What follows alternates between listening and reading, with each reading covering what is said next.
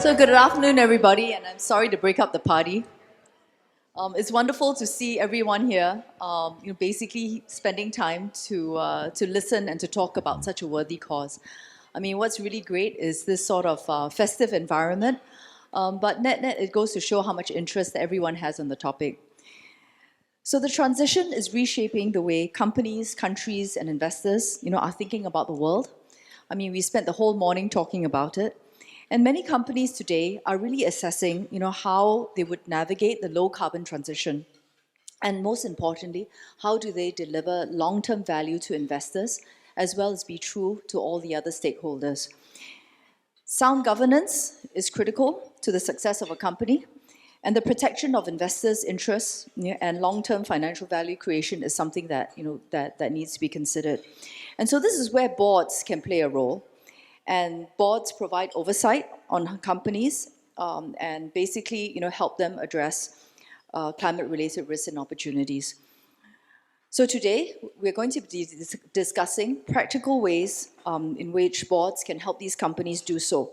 And so our two panelists today, Mindy Lubber. She's Chief Executive Officer and President of Ceres, which is a leading sustainability nonprofit organization based in America. And she's spent almost her whole career basically championing the cause. And Boon Chai, as you know, is CEO of the Singapore Exchange. So we only have 30 minutes, so I'm just going to dive right in, if that's okay with everyone. So Mindy, I'm going to ask you the first question and get you to kick us off. You've got, you've had extensive interactions, throughout your whole career with board directors from all over the world. I mean, and when it comes to the topic of climate change, particularly in the last, few years or so, what would you say would be some of the hot topics, and things that these directors have shared with you during this time? My microphone's working. Thank you. Good to be here. We've certainly seen a change. I would argue 10 years ago, talking to corporate board members whom we work with about 150 companies and 225 North American investors. So we spend time training corporate board members and working with them, as well as trustees of large investment firms, particularly pension funds. 10 years ago, talking about sustainability as a global board imperative was not well welcome. Some people thought there might be some sense to it, but let's look forward to 10 years later right now. Climate risk, that's something we're talking about here over today, tomorrow, the next day, is a material financial risk. When I think about board's role, the role of a corporate board member is to analyze risk. One of the first duties, as well as to consider opportunities, make sure a firm is managed well. Well, the risks of climate, of water, of any number of the kinds of issues we're talking about here today have risen from interesting risk, maybe some operational impact, to a material financial risk to almost all enterprises around the globe, or certainly those that are publicly traded and most below that. So what I'm seeing is I no longer get people rolling their eyes when I say sustainability, climate should be part of the discussion, and we talk about how they should do it. We run a corporate board program with the University of Michigan Business School, and we just finished a program with the University of California Law School. And I will tell you that it used to be 10 people wanted to register for our programs, and now we have too many applicants.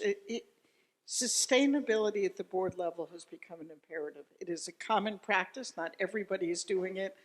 But in this discussion, I hope we get into what we're seeing, how it's being practiced at the board level. So you talked about climate risk being an investment risk. I mean, apart from this, I mean, what other issues are they coming to you with? In the sense that, with climate risk, does it then bring, societal divide? Does it then bring, I guess, risks in terms of supply chains and, possibly food disruption? If you think about climate risk or water risk or food risks, these are no longer esoteric. They're very real risks right now. So if you were a company, even within a country, but certainly a global company, and you're thinking about running your operations, consider you're a fashion company, and you find out that your cotton crop had died due to either storm damage, too much water, or frankly, in some places, not enough water. I was doing a board training at one of the largest US-based but global fashion companies, and truly within 2 hours of that meeting, they found out their cotton crop had died, which made up about 15, 20% of the cotton crop of that company. That was a 2% share hit, a value hit to the bottom line. So these aren't any more esoteric, are they real risks? When the World Economic Forum tells us we are 25% in deficit right now of enough water, and we're not studying water as a material financial risk from an investor perspective or a corporate perspective, then we're missing some huge issues. Our thesis is that if something rises to the level of a financial risk, it's got to be analyzed. We do a lot of training of financial analysts. And it's got to be considered and factored in. If you were a company and your entire supply chain might have labor problems, or might have problems, water problems, or that has to be factored in at the board level because it is enough of a risk. You know, and when we're before the Securities and Exchange Commission in the US, the regulator for investors to be sure that corporate filers file proper risk information. You know, considering climate risk and water risk 10 years ago was a battle. Now the SEC just mandated the disclosure of climate risk broadly defined, which would include water risk, it would include others. We've got to think about these things like other risks. It used to be currency risk was a legitimate risk for the SEC or the stock exchanges, but not climate risk. Or inflation risk was a legitimate risk. I would argue climate risk and all that it brings in, food and water, are equally as compelling as a material risk that demands the attention of our regulators, our investors, and our companies. And we're seeing more and more involvement, but in the end, we're sitting here talking about corporate boards, just to bring it back. Corporate board members have a fiduciary duty to analyze risk, and if this is material and it's big enough, it needs to be on the agenda for corporate board members across the globe. So before I go on to Buncha, I'm tempted to ask you one last question, Mindy. How ready do you think these board directors are? I mean, is it different in different parts of the world? I mean, what's the sense that you get? I mean, given that there's so much demand for training. It's different in different parts of the world, and in the United States, it's different in different parts of the country. And it's even different as it relates to sectors of our economy. I think the message has to be that there is almost no sector left unharmed by the ravages of what climate means and what it can do to a company and to its supply chain. So it doesn't really matter anymore whether you're in Bangladesh or here in Boston, as I said this morning. It matters that your ecosystem that you're operating in could be impacted. And there are, look, maybe a law firm or an accounting firm isn't directly impacted. But beyond that, as soon as you get to the real economy, everybody has a risk. It's different. The risk from company to company, sector to sector, and country to country may be different, but that risk has proven to be material in literally every sector we look at, regardless of the country it's in.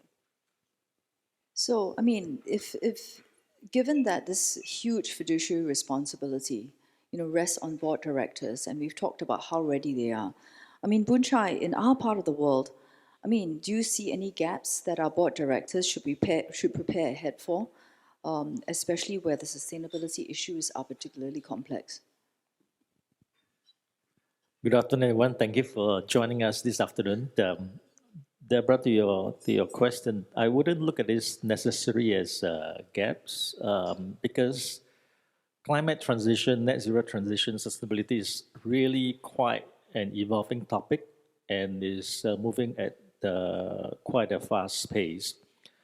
If I look at our listed companies, when we first started sustainability reporting some 7 years back, at our last survey between RECO, SGX RECO, and the NUS Business School, like what Mindy has said, we also seen tremendous improvement. Maybe you can say that's expected for even some of the high carbon emission sectors like real estate, basic materials. They have actually made tremendous progress. But I think there's still gaps to be closed in sectors like healthcare and utilities. But within all that, interacting with companies, not just listed ones, but the non-listed ones and maybe some within the region. For many of the board directors, I would call out three areas that are kind of at the top of their mind when it comes to climate transition and net zero. One is everyone, those companies, management and board runs a business after all. So the first one is how to set the climate agenda and then balancing long-term targets with short-term goals and objectives, and how to embed that into the corporate culture.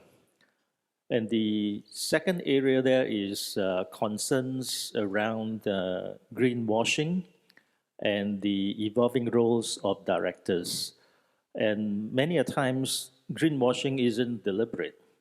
They could walk into a situation where, looking into the project, they have not done enough due diligence, or due diligence was insufficient, or the data was incorrect. So that's a real concern. And we've seen the potential rise of climate litigation risks. Examples in the UK, where Climate Earth had sued the directors of Shell, and we've also seen some of those in Australia. So that's really a concern. And the third one, which is really balancing risk and opportunity, how to think about not just risk mitigation, but revenue opportunity. And here I just maybe mention three areas. I know Estelle is amongst our participants here in CDL, and CDL has been very proactive. They have mentioned that not doing anything today, the risk is potentially $120 million over multiple years. Likewise, the urban solutions of one of our listed company, ST Engineering, has now offered their services and seen revenue growth. But I think more importantly, where we at SGX are also very involved is working with index providers to come up with benchmarks that incorporate climate considerations for investors. And that can be a boon or bane for companies, because if you are seen to be progressive with carbon and climate transition, you may potentially attract more capital for passive investors. And likewise, if you're behind that, you could see investors leaving your company. And let's not forget that 1/3 of global equity capital markets today are passive capital that tracks indices and ETFs. So, Winchai, your comment just now about having companies be included in indices, and hence basically help their own share performance. But it also all boils down to data and reporting, doesn't it? Right. And so I think in Singapore, SGX has been quite at the forefront of this. All listed issuers in Singapore are going to face climate reporting requirements from 2025, and large non-listed companies 2 years after that. From your conversations with these CEOs, what are some of the biggest challenges that they're facing in order to comply? Yeah, so clearly data availability is important, but more importantly, how to put those data into as much of a standardized format that could be compared. We introduced climate reporting recently based on TCFD, and I think for board directors, there is clearly an acceptance globally that the International Sustainability Standards Board framework will be adopted over time. May be obviously adjusted to fit each particular jurisdiction, and I think it's important to try and understand that and how to implement that. And we ourselves have also created an online data platform to help our listed companies to populate 27 metrics that investors have told us that this is what they care about, and trying to have that compared across international standards so that investors can make informed decisions. So this transparency is, certainly really important, for investors, particularly, in companies that they're going to be, putting their own money in, as well as the money for, for the clients, who've entrusted the money to them. But I mean, the truth is that I think, around the world these days, in the developed markets, certainly companies are under a lot more scrutiny. And as Mindy mentioned, I mean, some of these companies are large and they source, they have suppliers from other parts of the world. And many of them source in emerging markets. And so we talked about, especially this morning, about how emerging market countries, developed markets, I mean, we're all at different speeds, right? So, I mean, Mindy, in our part of the world, a large proportion of these companies are here. And so, I mean, they undoubtedly are facing pressures, from their principals as well. So what do you see? I mean, do you see these companies making trade-offs? And I mean, how are these pressures, impacting, these companies down the line, and vice versa? Well, it's a multi-layered question, or has multi-layered answers. As it relates to supply chain, because it's one thing for a company to know what's going on in their scope one, their own facilities, and scope two, where they're getting their energy and what kind of usage. It's a lot more complicated to deal with scope three, your supply chain. We've seen some interesting models, and I don't know that this is a governance model. I'll come back to governance, but from a management perspective, Levi Strauss, for all of us who like to wear blue jeans, Nike, for all the things that they produce, they've instituted huge training programs, put enormous amounts of money in training their supply chains for looking at risk, how to address risk, what they're doing, how to measure it, as well as emissions. It cannot be that only the major cities where corporations are centered are looking at the risk. We've got to look at the whole picture, which makes sense. I mean, overall, our expectations are that management is making sure that they are disclosing the right information on climate risk. Climate risk, I would argue, broadly defined and as far into scope three as they could reasonably get. And they might put that off for a year or two. Secondly, that management is putting in place a climate action plan to meet the goals of the Paris alignment, the goals of the country they're operating in, the goals of their company. I mean, we see a lot of companies who say we're going to get to net zero by 2050, or we're going to get halfway there by 2030. Those are words, right? Words are words, deeds are deeds. We now expect companies to put in place a climate action plan that is about today and tomorrow. It's about what are your goals for 2025 and 2027 and 2030, and how are you going to meet them? We know that's starting, in 2047. If the goal is to reach something in 2050, is an impossibility. If you don't start now, it doesn't happen. And the role of the board is to make sure those things are being put into place. Make sure you understand what the goals of management are, because that's your company's goals, and check in on management. There should be reports to the board on a regular basis. Are they meeting their climate broadly defined goals?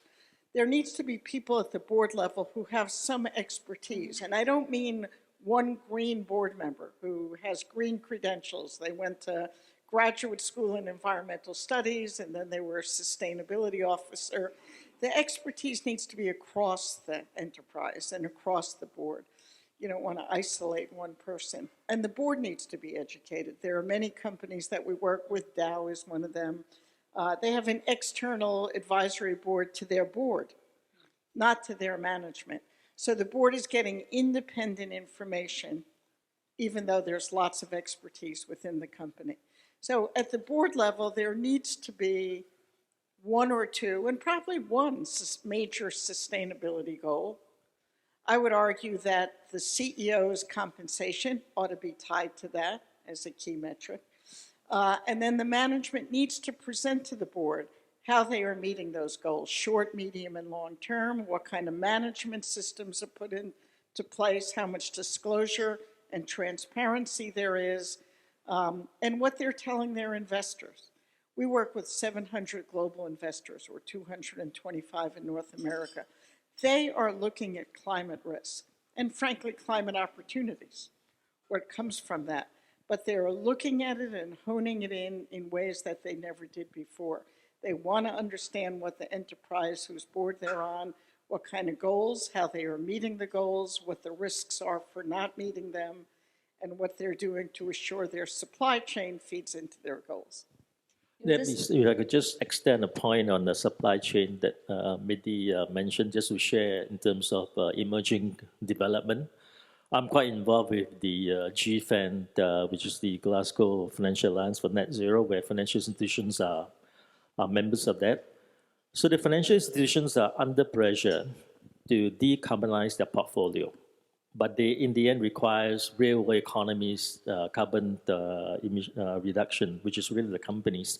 And we all may be wondering, the last thing you'll hit is really the supply chain or the SME on scope 3. So using the example of Walmart, which obviously have enormous supply chain, as part of their net zero transition, they now obviously work with their supply chain to reduce carbon emission. And as part of that is banks who are then banking the whole supply chain, effectively using Walmart as a credit, is able to lend to the Walmart supplier at a better lending rate than what these SMEs would, on their own credit, be able to borrow from the bank. So these things are real, it's coming. You know, Bunjai, when you say that, it makes me, think that I think our supply chains, whether it's because of climate change, whether it's because of what we've seen in geopolitics, all that really is changing before us. And perhaps, this could be, the best time, for us, to be able to reconfigure it, in a way that will be sustainable in the long run. Mindy, I'm compelled to ask you this question on diversity. And so women, I mean, we've seen this in various articles, right? That show that women in many countries, particularly in agrarian countries, bear the brunt, of the ill effects of climate change. And and certainly through your work on boards throughout the years, maybe if you could, enlighten us in terms of what you've seen change, and really, the quality of boards, when you've got, when you've got diversity of thought, in every respect. When we think about it or look at it, a company that's global or a company that's even smaller and not global, if their board doesn't represent the world around them, they are not getting the input, they are not getting the diversity of thought and leadership that they need. And so years ago it was there aren't enough women, there aren't enough people of color. Well, that's an argument that's long been put to bed. There are more women on boards than ever before, and there are more people of color on boards, not nearly enough. But boards have to think about how to make sure they are getting input from something other than management or other than a very traditional, in the United States, it's been a white male model, and probably similar things around the world, maybe not white males. Boards, companies that have more diverse boards, the data is strong that they do better and that they thrive. Companies where there's diversity at the board level have a deeper breadth on certain issues, on women and the experiences that they bring, or a person of color and the experiences they bring to a board. Times are changing, they're changing quickly. We've seen boards change significantly. I will tell you the pension funds and asset owners that are members of ours, they are looking to see that boards are varied and diverse and no longer of one mind. And that's their expectation when they meet with portfolio companies these days, whether it's in the United States or beyond. And so the Council of Board Diversity does some amazing work, in that respect. And I really, I think we all thank you for pushing the cause. May I open the floor for questions right now? Yes, please.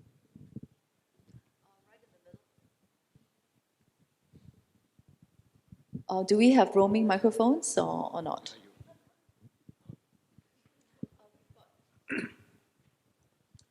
Thank you. Like to give kudos to the CBD leadership for creating this opportunity. I'm Leslie Goh, former Chief Technology Officer of the World Bank Group, and now working on various things and sitting on the board for Singapore GovTech.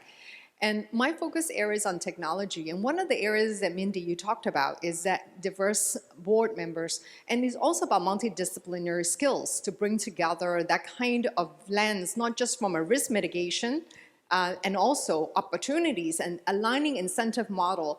Because we all know from science that the climate risk is an issue from a sustainability point of view, but there's a lack of political will and many other factors and fundings as well. But now we're looking at it from a different lens. Like, for example, in Vietnam, 1 million hectare low carbon rice, we're designing an incentive model where there is an opportunity where technology can come into play, where we can drive greater quality of carbon credits and then funneling that back to the smallholder farmers. And that drives opportunity. So how can we create more diverse board candidates to really create that kind of opportunity, risk as well as the revenue side, in order to create more solution? Otherwise, we'll just be talking about the same old, but not really moving the needles in a big way. Thank you. You know, my very quick answer to that is, I hear a lot about there aren't enough board candidates. I don't buy that. I think we don't look hard enough. We don't look in the right places. The talent that is out there from diverse people of diverse backgrounds, whether it's in the United States or anyone else, runs deep. And I challenge companies who we work with when we're talking with them about creating a more diverse board to find a different headhunter agency and to look harder and look deeper. There are extraordinarily talented people. Look around this room, look around this conference, multiply it by the hundreds. Not every one of them is on a board. Many of them should be, could be, and would be superb board members. So yes, we always need to be training more people in every field, from blue-collar workers to board members. But I think, and when we've challenged companies to stop telling us they don't have the right candidates, to look harder, to find better people to do their searches, and they have found superb candidates. What do you think, Bujai? No, I was going to say I share your comment, but I think investors in the end will always put pressure on the company in terms of the board, making sure that they have diverse skill sets on the board. And if I look at in the area of sustainability, of our top 100 listed companies who have a specific sustainability committee, board committee, almost half of the members of the committee have served less than 3 years, which really means it's clearly a specialized skill set. The diverse board needs that, and some of these boards are recognizing that. But that's not to say that every company should have a specific committee, because some of this could be under the overall purview of the board per se. I have to say that I'm a bit hopeful. So I sit on a number of government boards, so these are not listed boards. And I've noticed that it depends on how enlightened the chair and the CEO are. And I have to say that over the years, things are actually getting better. Like, for example, a recent experience I had was when the company was starting a subsidiary, and they were looking for board members. It wasn't like the same old. They were actually asking themselves, how can we get a set of board directors that was reflective of Singapore, right? So not everybody is Chinese. We will have a multiracial board, and not everybody is a guy, and not everybody is from the government. So really, I think that things are changing. I wish that they would change a lot faster, but at least it's a step in the right direction, and I think that we just have to keep the pressure on. Anyone else got a question? Wow, lots of questions. Should we give the guys a chance? Yeah.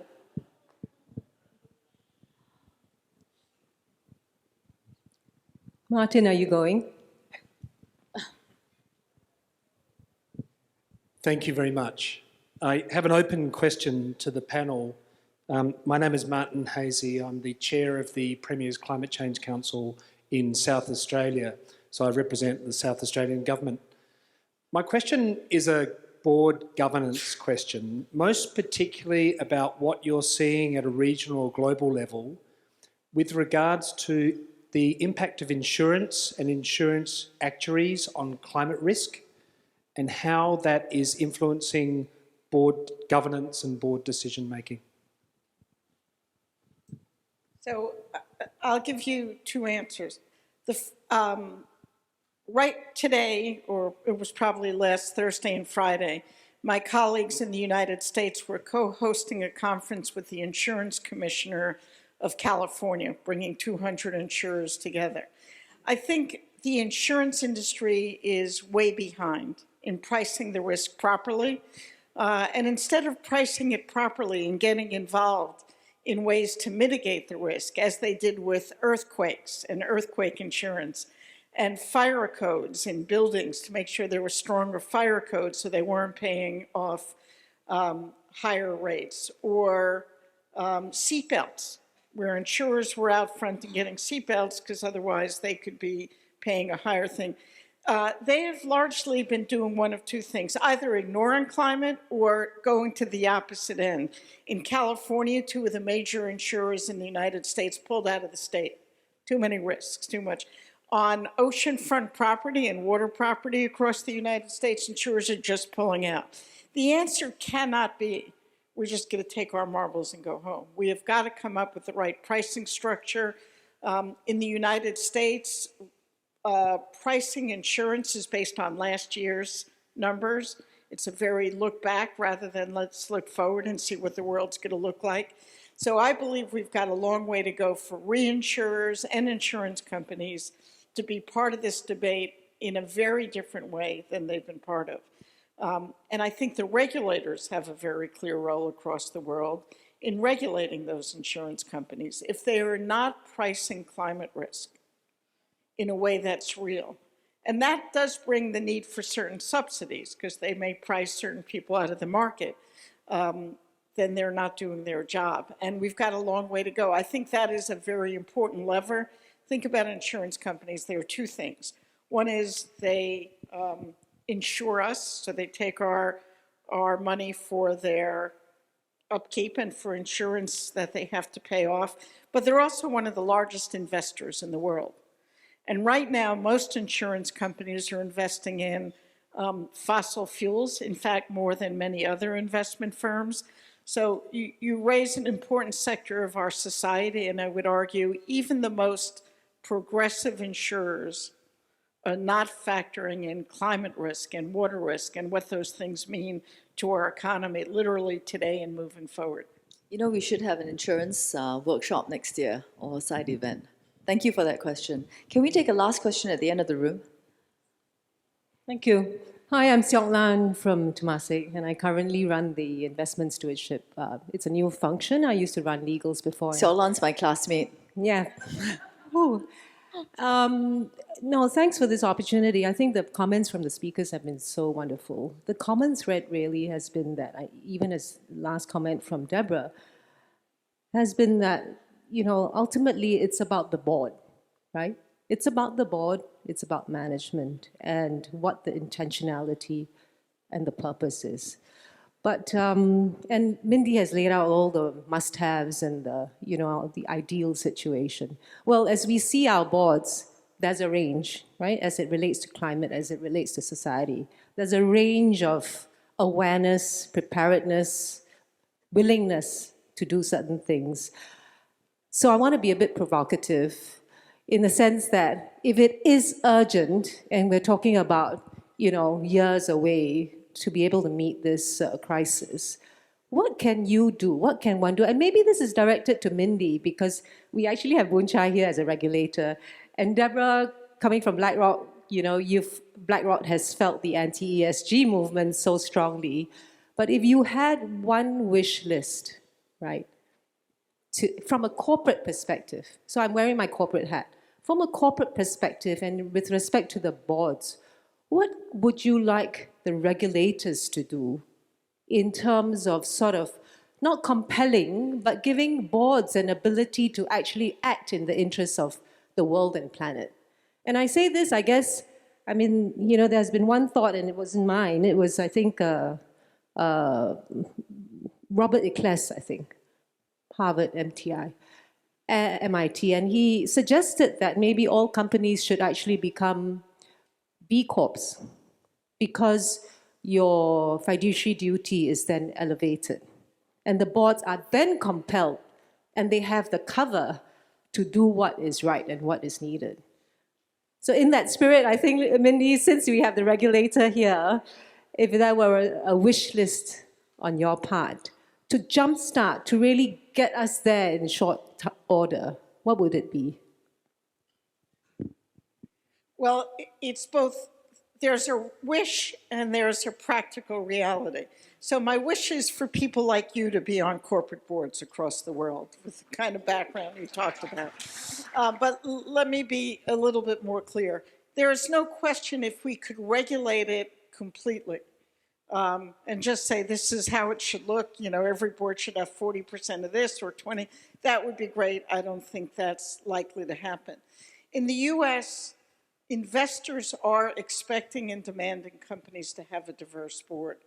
Regulators are asking boards to take on a broader role, one of really analyzing risk from a broad base and acting on it.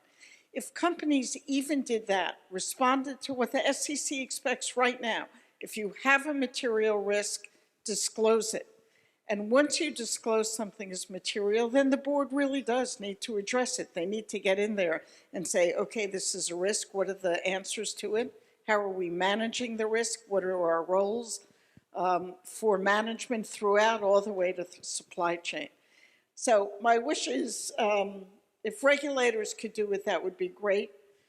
In the meantime, investors doing their job in asking the questions and expecting that companies, obviously publicly traded companies, having a board that is looking at risk in the right way, that is a broader discussion on material risk. And it's not that we are having to go very far, it's that something like climate change and water and food risks have risen to the level of materiality. And if they have, which in fact is the case almost everywhere, then the boards have to exercise their duty. I could, as a former regulator, but I don't want to say this, say, or enforcement action should be taken against them. I don't think that's where we're at. I think that companies should realize their investors and frankly their regulators are expecting that in today's world. And if I may just to quickly add to that, the uniqueness of SGX, not just as a regulator, but also as a company. So we do work with index provider to launch solutions for investors who are putting pressure on companies to be really looking at their net zero or climate risk. And I think on the regulatory front, when we introduce the requirement for board to have a requisite board statement on sustainability, companies are telling us that was really the impetus that have really gotten down to that journey. So it leaves me to thank all of you for being with us today, and also to thank Mindy and Bunchai, and most importantly, the Council for Board Diversity, to keep up the good work and know that you've got many, many people behind you, both inside Singapore and the rest of the world. Thank you so much, everyone.